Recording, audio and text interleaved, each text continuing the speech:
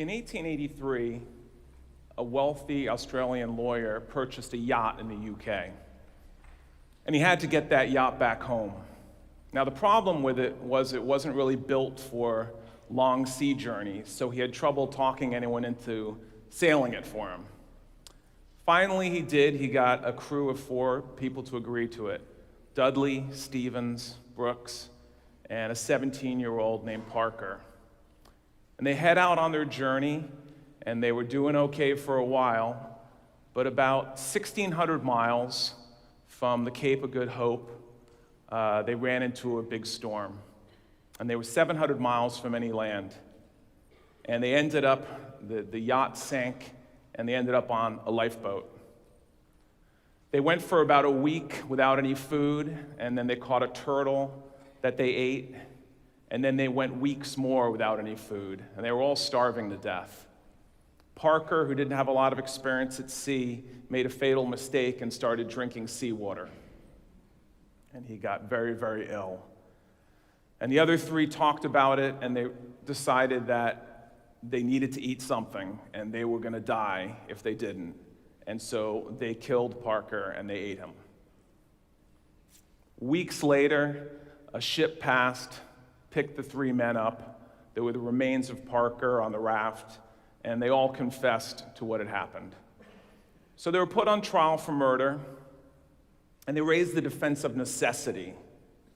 The idea being, we needed to kill him in order to survive. And they had testimony that all 4 of them would have died had they not eaten Parker. But that was a very difficult concept for a court to accept.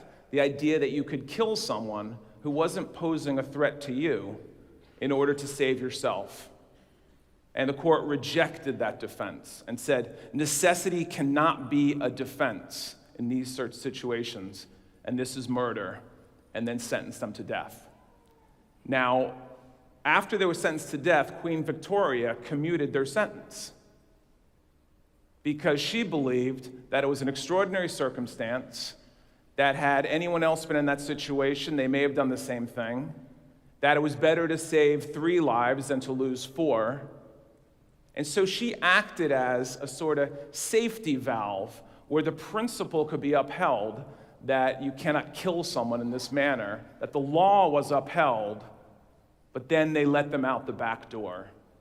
And that's known as the royal prerogative, where the queen has that power, and the king had that power to do that. And we brought that power to the colonies with us and put it in our Constitution. And we granted that power to our president, that he could look at a system, look at something that happened, and had absolute power to release anyone he chooses from federal prison, and can give pardons, can reduce sentences, can grant clemency, and it's an absolute power that the executive has. And it's been used many, many times. Typically, it's used on the last day a president is in office when the media is not paying attention. Turn in their little list. A lot of times it's people politically connected, maybe the law firms, big law firms have been lobbying on their behalf, maybe they're Wall Street people, but they get their list and they all have them. And presidents have used it for other presidents, that power. Some of you old enough to remember these 2 guys, Ford and Nixon. And our current president has been using it a lot lately. And he's been using it to commute sentences that he believes were unfair. Sentences for drug crimes that today would not get anywhere near the sentence that they got in the 70s and the 80s, and has been releasing people for that. And hundreds of people have been released. And he also uses it, once a year to save 1 turkey. So it's from the ridiculous to the sublime. And it's an absolute power that the president has. Now, we also have that power granted to governors of every state, so the highest executive in the states, and that's where it's even more significant, because the United States incarcerates more people than any country in the world. We have the largest prison population in the world, and most of those people are incarcerated in state prisons. And as director of the California Innocence Project, my office, my law students, the lawyers who work for me, we review cases that come in our office every day, more than 1,500 cases a year, of inmates in California who are claiming they're innocent. And California, in the country with the most people in the prison, California is the state with the most people in prison. So we have an overwhelming number of these cases that come in. And we review each one of them, and we look for just one thing: evidence of factual innocence. And to get a case opened in California is an incredible task, to unring that bell, to get a court to say, we're going to take a second look at this case. Even though this person had been tried and convicted and probably lost their appeal, and maybe they've even filed a couple of habeas petitions from prison, we're going to take a look. To get a judge to say that, you need to have really good evidence. And it's a really difficult process. That's why it's a little frustrating when you see governors of states using that power of clemency to, for instance, let their friends out of prison, let the guys out of prison who work in their garden, their butler out of prison, people who are assigned to the state house, because it can just be done like that, with a stroke of a pen.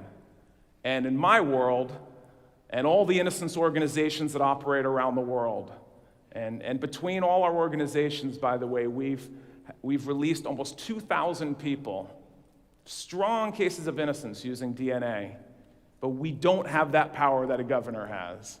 And in a lot of our cases, we've run out of options. We've run out of procedures that are left. And so I was thinking about clemency one night, and I thought, we've got all these cases, why don't we just petitioner Jerry Brown? Why don't we petition him to grant clemency? And my office, we sat down our staff and we identified 12 cases, 12 compelling cases. Black people, white people, Mexican people, men, women, from all cross sections of our communities in California, all with one common thing. They all were strong cases of innocence. And we wrote clemency petitions for them.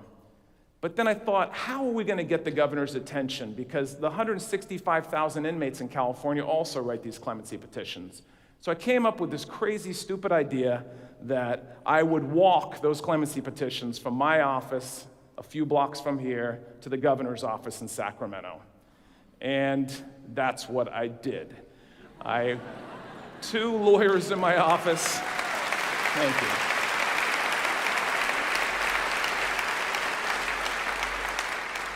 The lawyers I thought would talk me out of it instead said, great idea, boss, you should do that.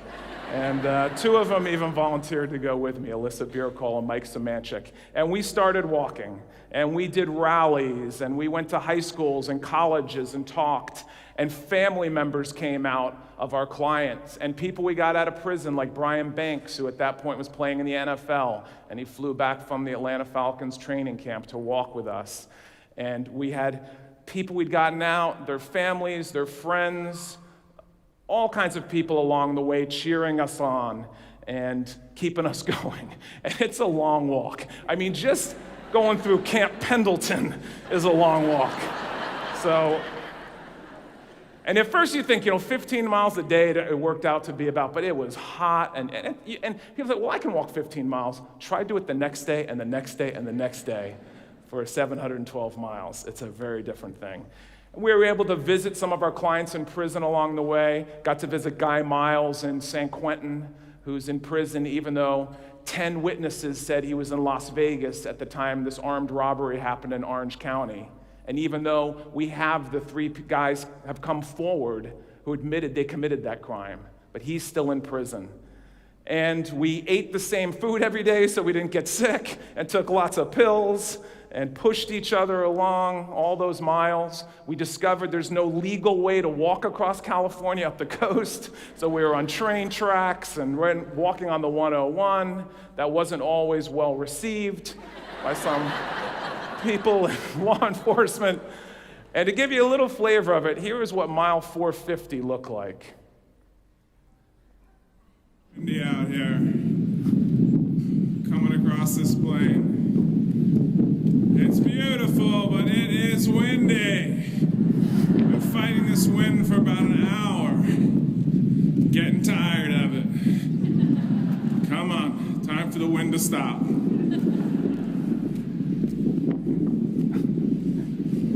Stop!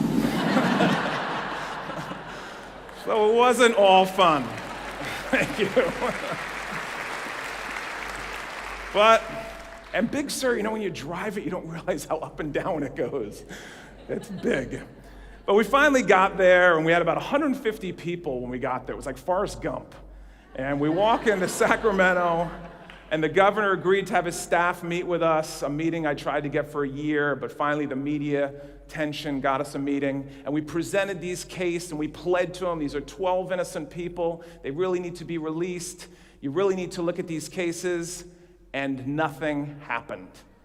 This is 3 years ago that we showed up at his office. And every single morning since then, as soon as I open my eyes, I pick up my cell phone and I tweet, Jerry Brown, please review the California 12 petitions. Please release my clients.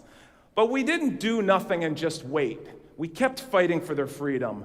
And we released Bill Richards, who spent 23 years in prison for a murder he didn't commit. And we released Kim Long, who came home one day and found her boyfriend beaten to death, and got her out of prison after 8 years in prison for a murder she didn't commit.